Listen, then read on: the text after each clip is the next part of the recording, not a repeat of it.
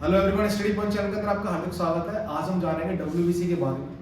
WBC test कई doctor specific भी कराते हैं, नहीं तो सीबीसीएम जो टेस्ट होता है कंप्लीट ब्लड काउंट का, उसके अंदर डब्ल्यूबीसी सेल्स के बारे में देखा जाता है। डब्ल्यूबीसी के बारे में हम क्या जानकारी ले सकते हैं, क्यों कराया जाता है, नॉर्मल रेंज क्या है, किन कंडीशन के अंदर ये बढ़ जाता है, किन कंडीशनों के अंदर ये कम होता है, इन सारी चीज़ों के बारे में आज जानेंगे। डब्ल्यूबीसी की फुल फॉर्म होती है व्हाइट ब्लड सेल्स। डब्ल्यूबीसी को हम ल्यूकोसाइट के नाम से भी जानते हैं। जैसे कि आरबीसी के अंदर हम बोलते हैं कि आरबीसी के अंदर न्यूक्लियस नहीं पाया जाता है, लेकिन डब्ल्यूबीसी के अंदर न्यूक्लियस पाया जाता है। आरबीसी की काउंटिंग के अंदर इसकी रेंज ज्यादा होती है, जैसे मिलियंस में नापा जाता है। उसकी जो मतलब नॉर्मल रेंज होती है 1.5 लाख से 4.5 लाख होती है। डब्ल्यूबीसी इससे कम होती है काउंटिंग के अंदर, लेकिन इसका जो साइज होता है वो आरबीसी से ज्यादा होता है। ठीक है, नॉर्मल वयस्कों के अंदर जो डब्ल्यूबीसी की जो नॉर्मल रेंज होती है वो 4,000 से लेकर 11,000 होती है।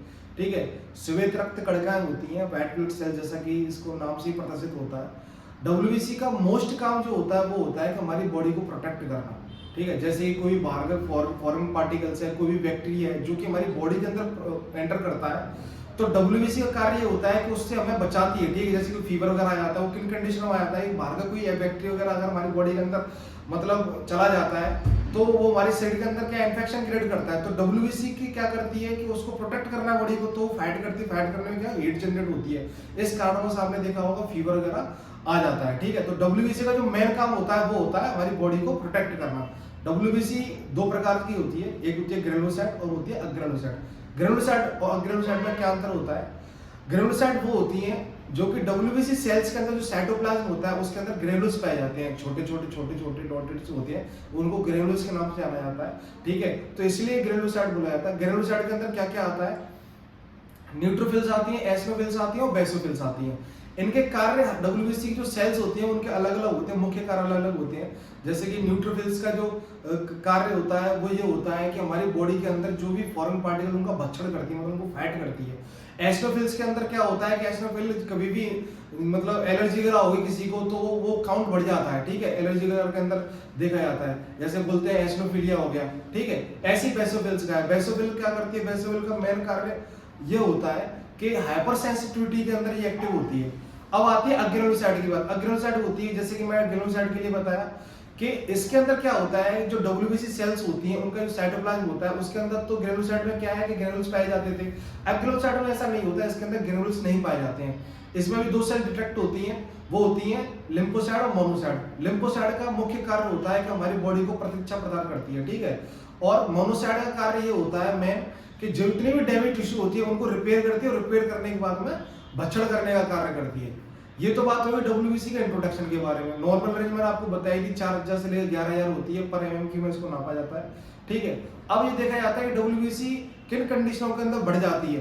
डब्ल्यूबीसी जैसा कि आपने देखा हो किसी पेशेंट को बोन मैरो इन्फेक्शन है या किसी पेशेंट को कैंसर है, ठीक है, उन कंडीशनों में क्या है, ल्यूकेमिया वगैरह है, इन कंडीशनों में डब्ल्यूबीसी की रेंज जो होती है काउंट में बहुत ज्यादा बढ़ जाती है। ठीक है, जैसे किसी पेशेंट को मतलब किसी डॉक्टर वगैरह ने कोई इंजेक्शन वगैरह लगाया, कोई मेडिसिन वगैरह दी, अगर वो रिएक्ट कर गई तो उन कंडीशनों के अंदर भी डब्ल्यूबीसी क्या है बढ़ जाएंगे। बोलते हैं ना कि मेडिसिन दी हुई है, एक्सपायरी थी या कुछ भी है, रिएक्ट कर गई, इन कंडीशनों में डब्ल्यूबीसी बढ़ जाती है। अब किन कारणों से डब्ल्यूबीसी कम होती है? जिन पेशेंटों को मलेरिया है, हेपेटाइटिस ए है, हेपेटाइटिस बी है, एचआईवी एड्स, ठीक है, जैसी बीमारी से ग्रसित है, जिन पेशेंटों में कीमोथेरेपी चल रही है, रेडियोलॉजी थेरेपी चल रही है, उन कंडीशनों में क्या है कि डब्ल्यूबीसी कम हो जाती है। और जिन पेशेंटों को कंटिन्यूअस फीवर आ रहा है उन कंडीशन में भी क्या होगा, डब्ल्यूबीसी डाउन जाएगी। अब जब डाउन चली जाती है डॉक्टर वगैरह क्या बोलते हैं, क्या खाना चाहिए क्या नहीं खाना चाहिए, ऐसा बोला जाता है डॉक्टर वगैरह। जब भी किसी पेशेंट की डब्ल्यूबीसी काउंट कम होती है तो उस कंडीशन में क्या करना होता है कि उसको खट्टी चीजें खाने बोलते हैं फलों के तौर पे। क्यों? कि उसके अंदर विटामिन सी होती है, एस्कॉर्बिक एसिड प्रेजेंट होता है। उस कंडीशन में क्या है कि फलों के द्वारा वो चीजें दी जाती हैं। और हमेशा ध्यान रखा कि आपकी डब्ल्यूबीसी बढ़ी हुई आ रही है तो कोई भी ऐसी चीजें ना खाएं, जैसे एग्स हो गया, फिश हो गई, ठीक है, मीट हो गया, रेड मीट वगैरह हो गए। इन कंडीशनों में इन चीजों को नहीं खाना अगर आपकी डब्ल्यूबीसी एक्सेस आ रही है तो, क्योंकि ये डाइजेशन वगैरह करने में बहुत ज्यादा टाइम लेती है और इनको कच्ची फॉर्म में तो बिल्कुल नहीं लेना चाहिए। ठीक है, ऐसा बोला जाता है।